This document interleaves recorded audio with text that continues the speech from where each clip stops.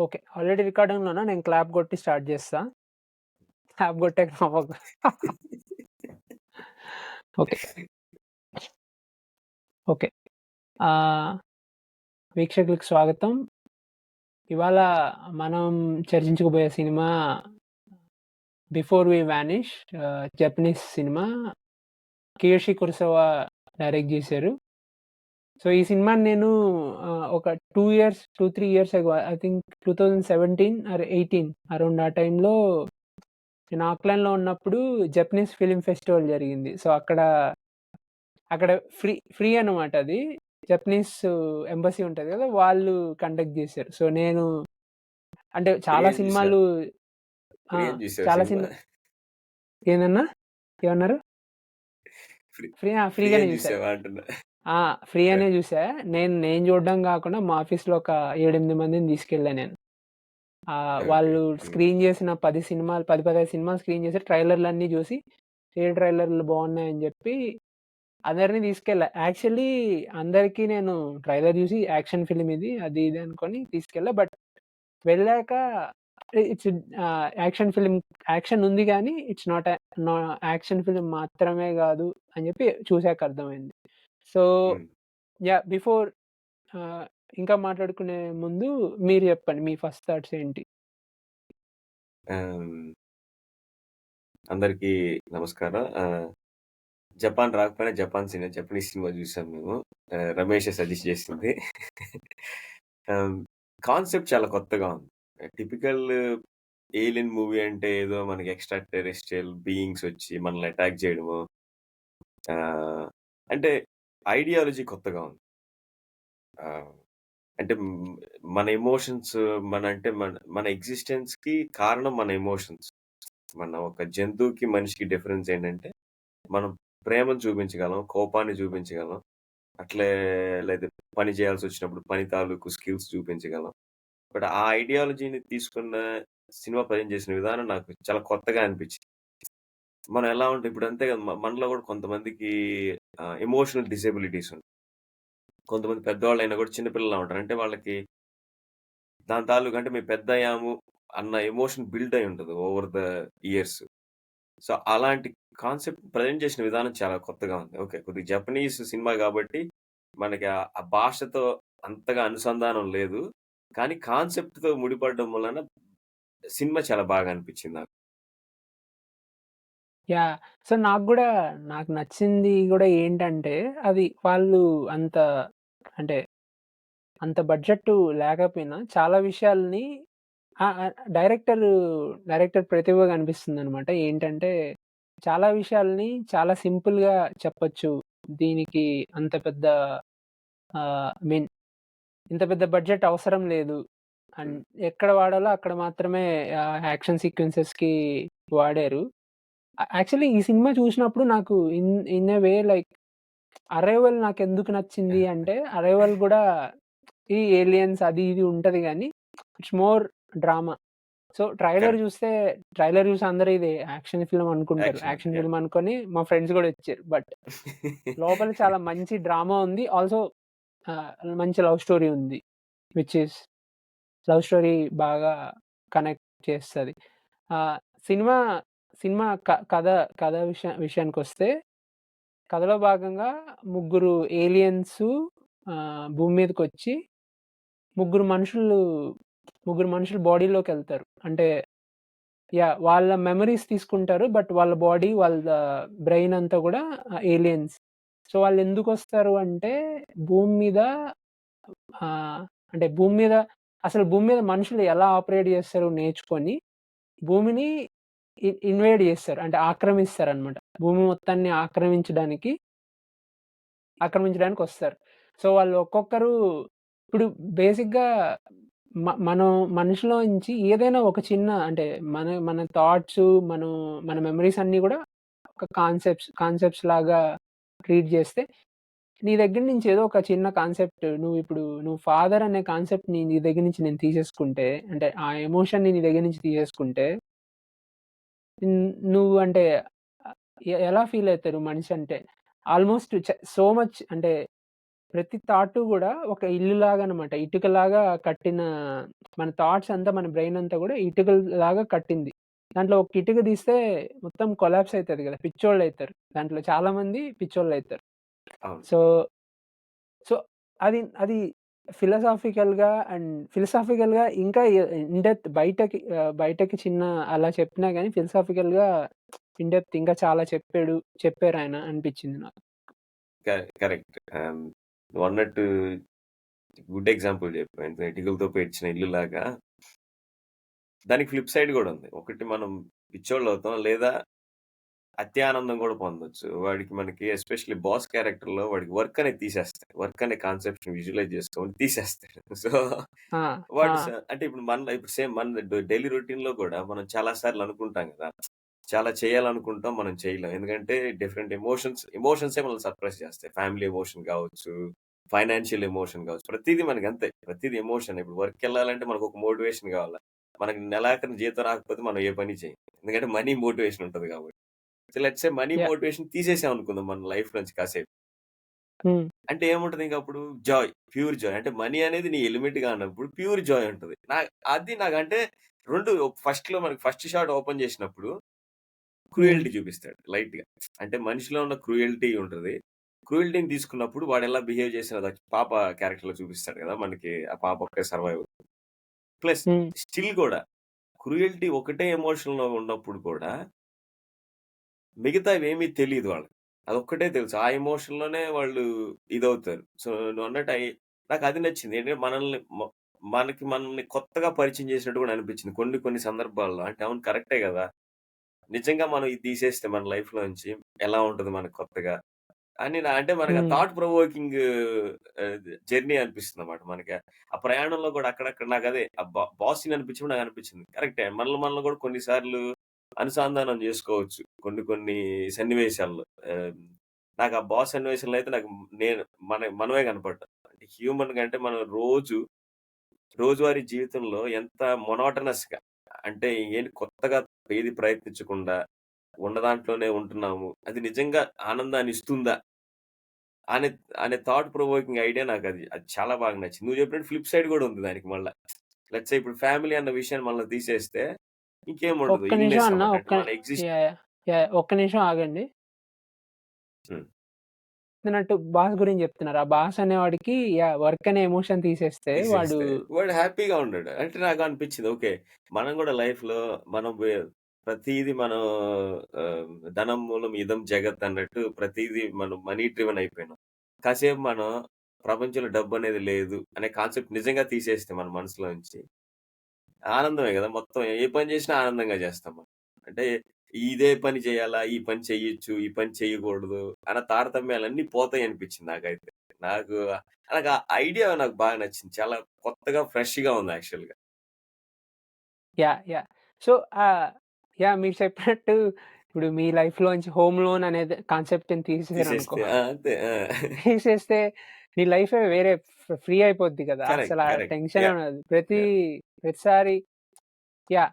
So, actually ఈ ఈ నేను చదివినప్పుడు ఈ cinema based on a book. బుక్‌లో ఇంకా ఉంటుందేమో. Okay. But based on a book అందుకనే బుక్ నుంచి ఎప్పుడు అడాప్ట్ చేసినా గాని నీకు ఆ స్టోరీలో ఆ కైండ్ ఆఫ్ నావెల్టీ కనిపిస్తది గదా! అవును. అవును. యాహ్! సో, ఆ క్యారెక్టర్స్ అన్నిటికి డెప్త్ ఉంటది. ఆ క్యారెక్టర్స్ అన్నిటికి ఒక స్టోరీ. సో, వాళ్ళు 2 అవర్స్‌లో చాలా కుదించుంటారు. బట్ ఇంకో విషయం ఏంటంటే దీంట్లో ముగ్గురు ఏలియన్స్ ఉంటారు. ముగ్గురు ఏలియన్స్ జర్నలిస్ట్ ఒకడుంటాడు. జర్నలిస్ట్ ఆల్‌మోస్ట్ మనలాగా వాడు జర్నలిస్ట్ క్యారెక్టర్ ఉంటది గదా! టీవీకి వాడు జర్నలిస్ట్ క్యారెక్టర్‌ని గైడ్‌గా వాడతాడు గదా! లేకపోతే వాడు జర్నలిస్ట్ గైడ్‌గా క్యారెక్టర్ వాడతాడు. గైడ్‌గా వాడతాడు. యాహ్! యాహ్! హ్మ్. గైడ్‌గా వాడతాడు. సో, ఆ గైడ్ ఆల్‌మోస్ట్ ఒక ఆడియన్ పర్స్‌పెక్టివ్‌లో ఆ! కరెక్ట్. పెడతారు. ఇంకో విషయం నాకు నచ్చిన విషయం అంటే స్క్రీన్ ప్లే పరంగా వీడుంటాడు గదా! షింజు గాడు. హ్మ్. షింజు గాడుంటాడు. ఆ అమ్మాయి ఉంటది.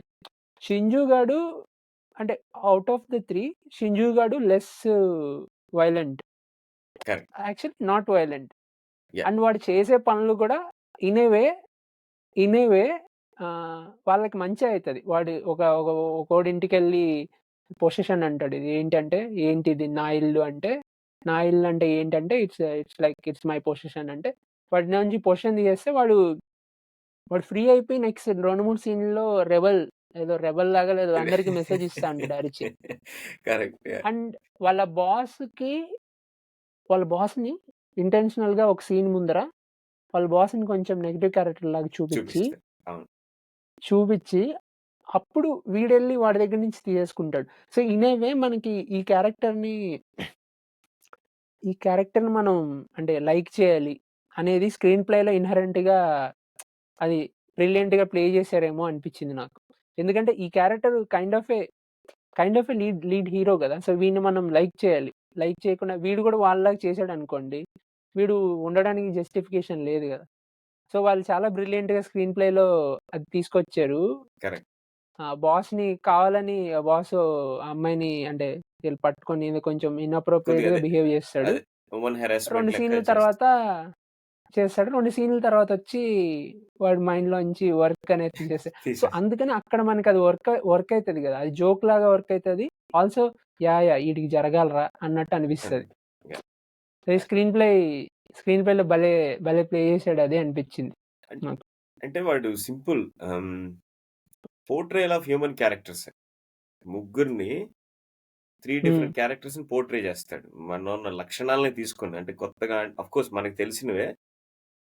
కాకపోతే ఏలియన్ పర్స్‌పెక్టివ్‌లో ఆలోచించినప్పుడు ఓకే. మనం ఇది మంచి అని అనుకుంటాం. మనకు కూడా తెలుసు ఏది మంచి, ఏది చెడు అని. కానీ కొన్ని సందర్భాల్లో మనం సందర్భానుసారంగా మనం కొన్ని చేయాల్సొస్తుంది మనం. మనకి తెలిసినా కూడా హ్మ్. ఆ విచక్షణ ఆ టైంలో పనికిరాదు మనకి. ఆ ఫిలాసాఫికల్ ఐడియా సినిమా మొత్తం రన్ అవుతుంది మనకి. అంటే మనల్ని హ్మ్. ఆలోచింపజేస్తుందన్నమాట. అంటే మన కొన్ని అదే మనం అదే ఇంతకుముందు నేను చెప్పాను గదా! ఇప్పుడు నువ్వన్నట్టు వాడు ఫ్యామిలీ మ్యాన్ క్యారెక్టరిస్టిక్స్ ఏవైతే ఉంటాయో, హీరో గాడిలో వాడు అవన్నీ పెడతాడు. ఎందుకంటే రెగ్యులర్ ఎందుకంటే మనం ఆ రెగ్యులర్ రొటీన్ ఫ్యామిలీ మ్యాన్ మనమే ఆ లైఫ్‌లో ఉంటాం గాబట్టి, సో, మనం తొందరగా ఆ క్యారెక్టర్ కనెక్ట్ అవుతాం. మిగతా 2 కొద్దిగా హ్మ్. ఆడ్‌గా బిహేవ్ చేస్తాయి. అంటే ఆడ్‌గా అంటే మనం ఎప్పుడు ఏలియన్ అంటే ఏంటంటే మనకి నెగెటివ్ షేడ్స్‌లో ఉంటది. లైక్ 'అరైవల్' తర్వాత మనకు కొద్దిగా మైండ్ సెట్ చేంజ్ అవుతుంది. 'అరైవల్' సినిమా చూసినప్పుడు నువ్వన్నట్టు ఎందుకంటే 'అరైవల్‌లో' ఏదో వింతగా ఒకడిని చూపిచ్చి, వింత ఆకారం చూపిచ్చి, ఆడు మళ్ళా భయపెట్టడం అలా ఏమి ఉండదు మనకి. So, we never know history మనకెందుకంటే మనకు కూడా కంప్లీట్ హిస్టరీ తెలీదు. హ్యూమన్ ఎవల్యూషన్‌లో మనం ఎక్కడి నుంచి వచ్చామో ఓకే. 'చార్లెస్ డార్విన్' థియరీ ప్రకారం మనం కోతి మనిషిగా మారాం. మళ్ళా మనిషి ఇంకా జంతువుగానే ఉన్నాడు గానీ ఆహ్, హ్మ్. మరి నాకదే అనిపిచ్చింది. అంటే ఒక ఫిలాసఫీ ఉంటది. సినిమా మొత్తం అండర్‌లయింగ్ ఫిలాసఫీ ఉంటది. మనం ఏదో ఏలియన్ ఓకే. ఆ ఏలియన్ మూవీ చూస్తున్నా అంటే ఉంటది గానీ, బట్ ఏదో మనకి ఎక్కడో ఏదో భయభ్రాంతులకు గురి చేయడం గాని అట్లుండదు. మామూలు సినిమాలోనే ఒక ఫిలాసఫీ నడుస్తున్నట్టు అనిపించింది నాకు పర్సనల్‌గా అయితే. నువ్వన్నట్టు కరెక్టే. ఎందుకంటే 3 అట్రిబ్యూట్స్ ఉంటాయి. ఎప్పుడు ఒక హీరో క్యారెక్టర్ ఉంటది సినిమాలో. ఒక విలన్ క్యారెక్టర్ ఉన్నట్టే. హీరో క్యారెక్టర్ ఏమో షింజు గాడు. మనకేంటంటే ఫ్యామిలీ మ్యాన్ పోషిస్తాడు కాబట్టి. ఫ్యామిలీ మ్యాన్ కాబట్టి ఇప్పుడు బాస్‌ని కొద్దిగా విలన్‌గా పోర్ట్రే చేస్తాడు మనకి. ఎందుకంటే అమ్మాయిని హెరాస్ చేయాలని చూస్తాడు కాబట్టి. బట్ ఆమెకేంటి స్టిల్ ఆమెకి డబ్బులు సంపాదించాలా, తిండుండాలని చెప్పి. ప్లస్ వాళ్ళ సిస్టర్ వచ్చినప్పుడు వాట్ ఈస్ ఫ్యామిలీ అని అడుగుతాడు కదా! ఫ్యామిలీ అంటే వాడికి తెలీదు. ఆ అమ్మాయి దగ్గర నుంచి ఫ్యామిలీ థింగ్ సడెన్‌గా అప్పుడు దాకా అంటే అక్కడ కూడా నాకేంటంటే ఒక చిన్న కాన్ఫ్లిక్ట్ ఉంటది. ఆ అమ్మాయి వాళ్ళ అక్క దగ్గర వస్తుంది కదా! వాళ్ళ ఇంట్లో చెప్పకుండా వాళ్ళ అక్క దగ్గరికొచ్చేస్తుంది కదా! నిమోనా దగ్గరికి వచ్చినప్పుడు ఆమె నిజంగా లవ్ చేస్తుందా? లేకపోతే కొన్ని సార్లు మన ఫ్యామిలీలో మనం ప్రిటెండ్ చేస్తాం కదా! మనకి నిజంగా అంటే మన అవసరాలు గడవడం కోసం ఇప్పుడు వేరే వాళ్ళ ఇప్పుడు మా నాన్న దగ్గరికెళ్ళాం. అన్న నువ్వు చాలా మంచోడు అన్న. ఎందుకంటే మనకేదో అండర్‌లైన్ పనుంటది. మనకు దాని తాలూకు పని జరిపించుకోవడం కోసం మనం ఏదో చెప్తాం మాటలు. అమ్మ దగ్గరికొచ్చినప్పుడు ఆ ఫ్యామిలీ యాస్పెక్ట్ తీసినప్పుడు అమ్మ దగ్గర ఇంకేముండదు. వాళ్ళ అక్కని పెద్ద రెస్పెక్ట్ చేయదు. ఎందుకంటే ఆ ఫ్యామిలీ యాస్పెక్ట్ పోయింది గదా! సో, నాకదే అనిపించింది. ప్రతీదీ మనం మన బ్రెయిన్ న్యూరల్ లింక్ అంతా అంతేలే వాడు మనకేంటంటే యాస్ ఎన్ ఏలియన్ వాడు మన మెమోరీస్‌ని హ్యాక్ చేస్తారు. పూర్తిగా వాడు మారిపోడు గదా! మన మెమోరీస్‌ని హ్యాక్ చేస్తారు. వాడు డోర్మెంట్‌లో ఉంటాడు. ఎవడైతే ఇప్పుడు లెట్స్ సే ఇప్పుడు నువ్వుంటావు కానీ నువ్వు డోర్మెంట్‌లో ఫుల్ స్లీప్‌లో ఉంటావు. బట్ వేరైజ్ వాళ్ళు మన మెమోరీస్‌ని మన జ్ఞాపకాలని, మన అనుభవాలను అన్నిటిని యాక్సెస్ చేసి దాని త్రూ మాట్లాడతారు. మనల్ని తెలుసుకోవాలని ప్రయత్నిస్తారు గదా! సో, నాకు 2 ఉంది. ఫిలాసాఫికల్ టచ్ ఉంది. At the same time A alien thinking అనేది అడ్వాన్స్‌డ్‌గా కూడా ఉండొచ్చు. మనిషి అంటే వాళ్ళని చూపించకుండా గూడా సినిమా పైన నాకది బాగా నచ్చింది. చూపించకుండా మనల్ని ఆ వరల్డ్‌కి తీసుకెళ్ళడం అనేది చాలా కష్టం. చాలా అరుదుగా జరుగుతుంది. ఇప్పుడు మనం ఏదైనా వరల్డ్‌కి తీసుకెళ్ళాలంటే ఆ వరల్డ్ బిల్డింగ్ ఉండాలి. నువ్వు 'ప్రొమీథియస్' ఇవన్నీ చూస్తే వరల్డ్ బిల్డింగ్ ఎక్కువుంటది. మనకి 'ఏలియన్' మూవీస్ మనకంటే అదొక డిఫరెంట్ విజువల్ ఎక్స్‌పీరియన్స్. మనకి విజువల్‌గా ఇక్కడ చాలా తక్కువ చూపిస్తూ బట్ మన అండర్ కరెంట్ ఏమో మనకి ఫిలాసాఫికల్ టచ్ నడుస్తా ఉంటది. ఓవర్‌లే ఏమో మనకి ఆహ్, సినిమాటిక్‌గా ఈ ఏలియన్స్ వచ్చారు. మనల్ని ఎట్లా ఇన్వేజ్ చేయొచ్చు. ఆ లేయర్ నడుస్తుంది. సో, మల్టీ లేయర్స్‌తో బాగా నడిపిచ్చాడు. బాగా నడిపిచ్చాడు. ఒకవేళ నిజంగా అది మేబీ ఇఫ్ ఇట్ వాస్ ఇంగ్లీష్‌లో మూవీ గాని అయ్యి ఉంటే చాలా పెద్ద సక్సెస్ వచ్చుంటది అని నేను అనుకున్నాను యాక్చువల్లీ. ఎందుకంటే మనం ఎంతసేపున్నా కొన్ని సార్లు హ్మ్. ఎమోషన్‌తో క్యారీ అవుతూ సబ్‌టైటిల్స్ చూడాలి. మనకి ఎట్లా అవుతుందని చెప్పి. మనకి ఆ ఫుల్ ఎసెన్స్ మనం కొన్ని సార్లు తగలలేదేమో అంటే నువ్వన్నట్టు మేబీ నువ్వు సినిమాటిక్ పర్స్పెక్టివ్‌లో చూస్తావు. But as an audience perspective ఏంటంటే నా కళ్ళు సబ్‌టైటిల్స్ పైకెళ్తాయి. అది చూడాలి. ఎందుకంటే నాకు సినిమా అర్థం యాహ్! కావాలి కదా! వాడేం చెప్తున్నాడని చెప్పి. అప్పుడు కొద్దిగా ఆ ఎమోషన్ రిలేటెడ్ ఎలివేషన్ ఉంటది కదా! అది అది మిస్ అయిందనిపించింది నాకు పర్సనల్‌గా. ఒకవేళ అది డైరెక్ట్ ఇంగ్లీష్ మూవీ అంటే నేను చూసాను. ఆడియో దొరకలే ఇంగ్లీష్ నాకు. యాక్చువల్లీ మీరు చెప్పింది కరెక్టే. ఇంగ్లీష్‌లో అయితే ఇంకా బాగా కనెక్ట్ అయ్యేది. విషయం ఏందంటే ఈళ్ళెప్పుడైనా గాని ఇలాంటి ఫారెన్ ఫిల్మ్స్‌ని రీమేక్ చేస్తే ఇంగ్లీష్‌లో చెడగొడతారు యూజువల్‌గా.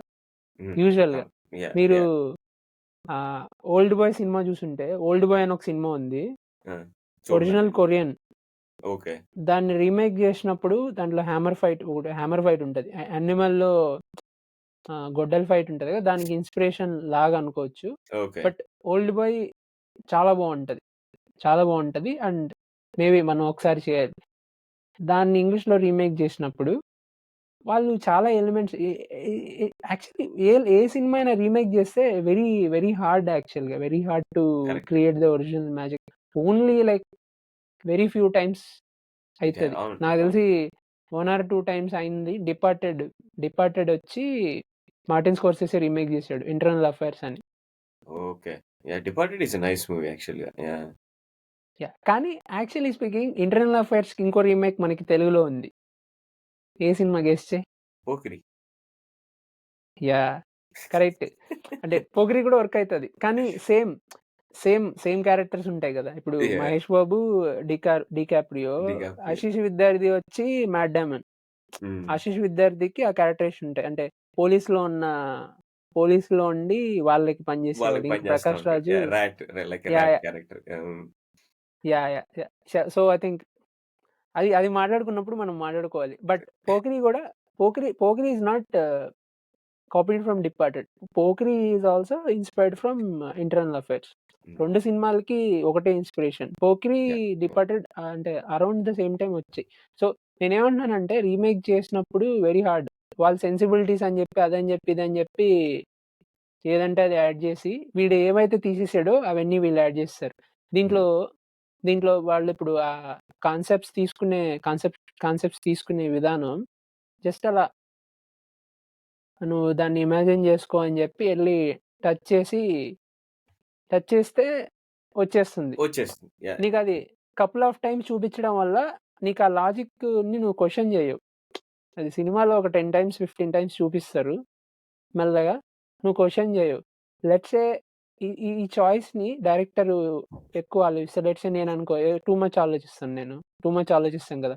ఏదైనా ఒక గ్రాఫిక్ అలాగా ఒక ఎఫెక్ట్ అవును. లోపల అవును. నుంచి ఒక వెలుతురు లాగేస్తున్నట్టు ఇలా చేయాలని జూస్తాం గదా! కానీ అవన్నీ చేయకుండానే మినిమలిస్టిక్‌గా దీన్ని బాగా ఎలా భలే కన్విన్స్ చేసాడనిపించింది నాకు. చూసినప్పుడు సినిమా అంతా చూసాక అది లైక్ నాకు అదొక లెర్నింగ్ అనమాట. ఆ! ఓకే. మనం అంటే సింపుల్‌గా టూ గూడా మచ్ చెప్పొచ్చు. యాహ్! చెప్పొచ్చు. నే జస్ట్ సినిమానే కథ. సినిమానే కథ. సినిమాకి నువ్వు అంటిల్ అన్‌లెస్ నువ్వు చూసేవాడు నిన్ను లాజిక్ క్వెషన్ చేయనంత వరకు, వాడిని కన్విన్స్ చేసినంత వరకు నువ్వేమన్నా జెప్పొచ్చు, ఏమన్నా జూపిచ్చొచ్చు. వాడు నిన్ను క్వెషన్ జేయగూడదు. అంత డ్రామా ఉండాలి లేదా వాడు నమ్మాలి. 2, 3 కరెక్ట్. టైమ్స్ చూపిస్తే ఎఫెక్టివ్‌గా నమ్ముతారు. కొన్ని సినిమాల్లో ఇదే ప్రాబ్లమ్ అయితది. ఒకేసారి, రెండోసారి 2 సార్లు చూపించినప్పుడు కన్విన్స్ అవ్వం మనం. అవును. కానీ ఇది కన్సిస్టెంట్‌గా సినిమా అంతా చూపిస్తారు. అండ్ నువ్వు సినిమా లాస్ట్‌కి నువ్వే వీడు తీయేస్తున్నాడని. ఆల్సో వీళ్ళు తీసేయడం వల్ల ఒక రకమైన టెన్షన్ థ్రెడ్ రన్ అయితా ఉంటది సినిమా అంతా. వీళ్ళ దగ్గర నుంచి ఏం తీసేస్తాడో అని చెప్పి. వాడు చర్చ్‌కెళ్ళి పిల్లలని అడుగుతాడు కదా! వాట్ ఈస్ లవ్ అని అడుగుతాడు. ఆళ్ళేదో చెప్తారు. బట్ నాకు టెన్షన్ ఈళ్ళ దగ్గర నుంచి ఏం ఏం తీసేస్తాడు ఈడు అని. తీసేస్తాడు? ఆ! యాహ్! But but yeah! ఆహ్, యాహ్! అది యాహ్! ఆల్సో క్లైమాక్స్‌లో క్లైమాక్స్‌లో తను నేను నేను క్లైమాక్స్‌లో అది like dramatic love story climax. నా దగ్గర నుంచి నువ్వు లవ్ తీసేసుకో అని చెప్తది. ఎందుకు అంటే వాడు నేను తీసుకోను. ఎందుకు అంటే ఇప్పుడు నేను ఫుల్ ఆఫ్ లవ్. నీ మీద నాకు మొత్తం ఇప్పుడు నా లోపల నీ మీద చాలా ప్రేమ నా లోపలుంది అని జెప్పి తీసుకోమంటే వాడు ఈ ఈ క్లైమాక్స్‌కి ఇంటర్వెల్‌లో వాడు చర్చ్ ఫాదర్‌ని వాట్ ఈస్ లవ్ అని అడుగుతాడు. యాహ్! మధ్యలో వాట్ ఈస్ లవ్ అంటే అది నీకు అర్థం గాదు. చెప్పినా వేరేళ్ళ దగ్గర నుంచి తీసుకోదు. ఎవరు దాన్ని చేయలేరు అని చెప్తది ముందు. యాహ్! ఒక 1 అవర్ సినిమా ముందు ఇంటర్వెల్ ఆ టైం అంటే 1 అవర్ సినిమా తర్వాత అది సెటప్ లాగా చెప్తారు. క్లైమాక్స్‌లో బిగ్ డ్రామాటిక్ మూమెంట్‌కి అది సెటప్ లాగనమాట. కరెక్ట్. ఎళ్లి ఎందుకంటే పా వాడు హ్మ్. డిస్క్లోజ్ చేస్తాడు గదా! అమ్మాయికి. నేను ఏలియన్ అన్నప్పుడు ఆ అమ్మాయి ఇది నేను నమ్మాలా అని చెప్తుంది గదా! అప్పుడు అడుగుతాడు. వాట్ ఈస్ లవ్ అన్నప్పుడు నువ్వు చెప్పిన సందర్భం వస్తుంది actually. Yeah! Carry on. Yeah! Yeah! Yeah! వాడు చెప్తాడు. అండ్ అదేంటంటే ఆ సీను క్లైమాక్స్‌లో జరిగేదానికి ఒక సెటప్ లాగా జస్ట్ ఒక కొంచెం లవ్ గురించి ఒక ఊరికే అలా కీ ఇచ్చి దాన్ని లాస్ట్‌లో బాగా ఫుల్‌గా ఎక్స్‌ప్లోర్ చేశారు. సో, తీసుకున్న తర్వాత వాడు ఇట్స్ ఇంక్రెడిబుల్ అంటాడు. What is this? It's incredible అంటాడాడు. So, yeah! At the same time ఆ అమ్మాయికి ఆ లోపల లవ్ అనేది పోవడం పోతుంది వల్ల గదా! చాలా నిర్జీవంగా ఉంటది. సో, లైక్ డ్రామాటిక్‌గా వాడింక చూసుకుంటాడు అని ఎండ్ జేశారు. ఆల్సో ఎందుకు ఇన్వేషన్ ఆగిపోయింది అంటే, అది క్లియర్‌గా చెప్పలేదు. ఎందుకు ఆగిపోయిందంటే, అక్కడున్న డాక్టర్ ఆమె ఎందుకు ఆగిపోయిందో తెలీదు అంటది. మేబీ ఏలియన్స్‌కి ఇప్పుడు ఈ ప్రేమ అనే ఫీలింగు నేర్చుకోవడం వల్ల వాళ్ళు చేయలేకపోయారేమో. వాళ్ళు ప్రాపర్‌గా ఆ ఫీలింగ్‌ని ఇప్పుడు వాళ్ళు ఏలియన్స్ ప్రాపర్‌గా తీసుకుంటున్నారు గదా! ఏమిచ్చినా గాని, ఏ థాట్ ఇచ్చినా, ఏ కాన్సెప్ట్ ఇచ్చినా వాళ్ళు యాస్ ఇట్ ఈజ్ ఇప్పుడు చిన్న పిల్లలు ఎలా నేర్చుకుంటారు? చిన్న పిల్లలు గుర్రంలాగా అన్నమాట.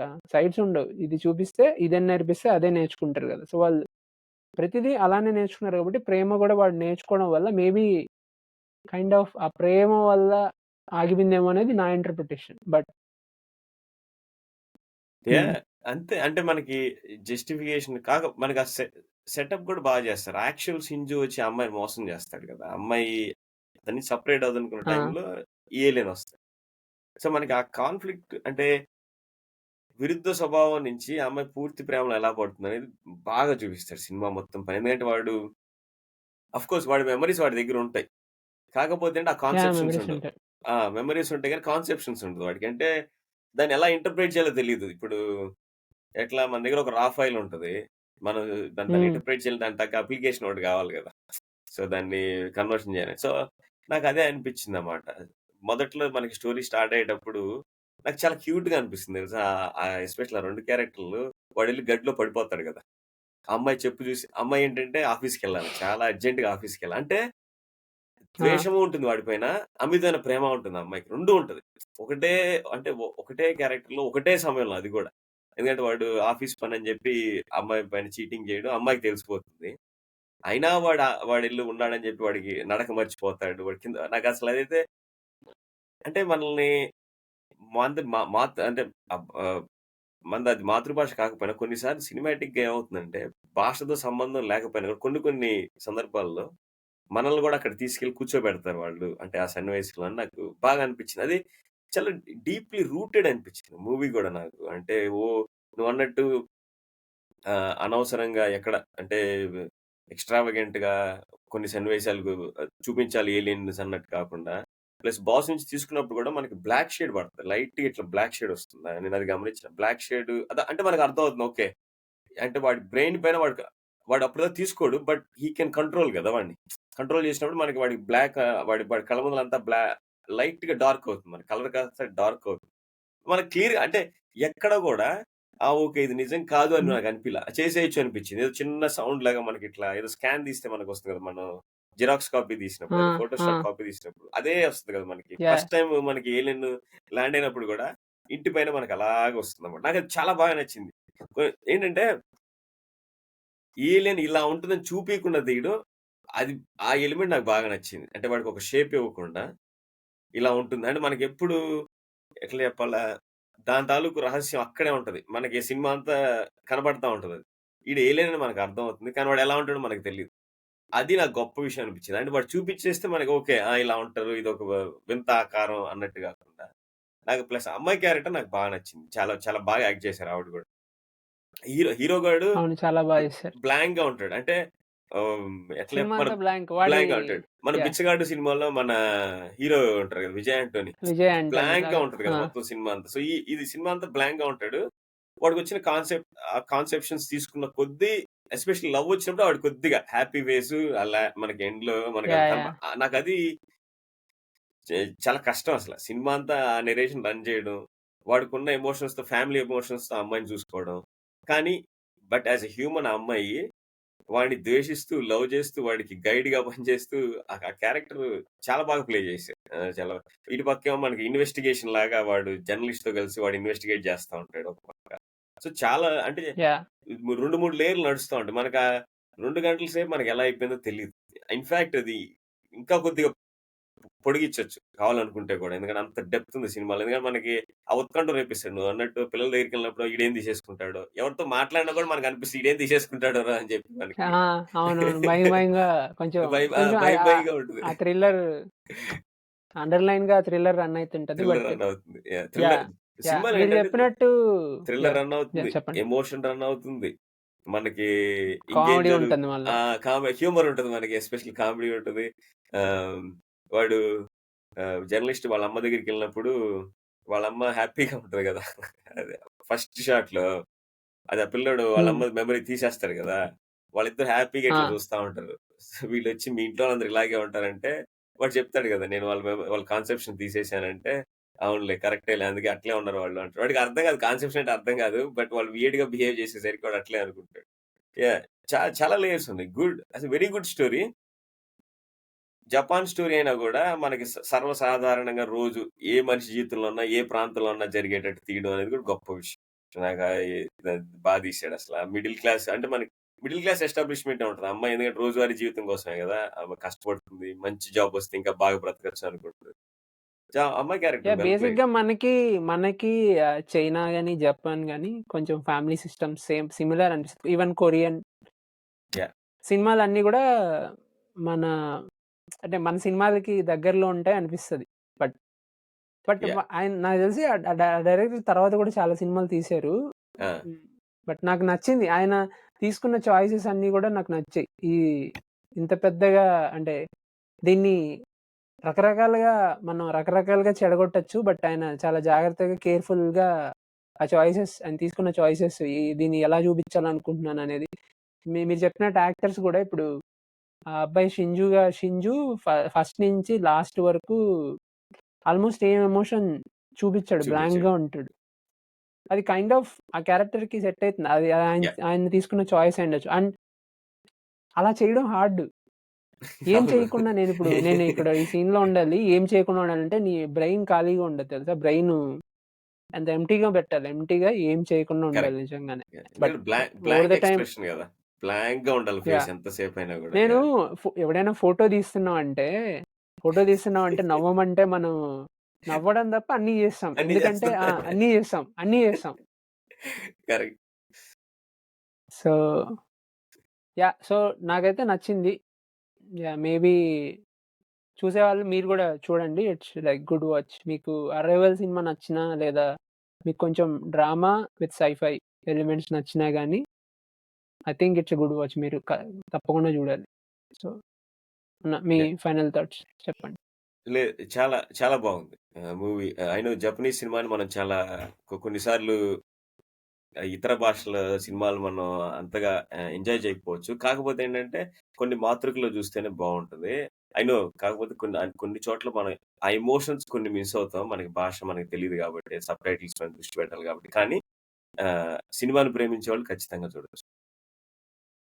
何があったの？質問が漠然としすぎていて答えようがありますね。記憶を失って帰ってきた夫。本当は会社の女の子と旅行行ってたんだよね。俺さ、本当は宇宙人なんだ。え？この街で何が起きてるんですか？目的は地球の侵略。そうきたか。キラー宇宙人ってことになるの？しばらく密着取材してもいいですか？侵略者たちは知らないうちに私たちの大切なものを奪っていく。ここにいたら危ない。逃げれるところで逃げよう。侵略が始まる。人類に一つの危機が迫っています。愛って何かな？時間残ってないじゃない。散歩する侵略者。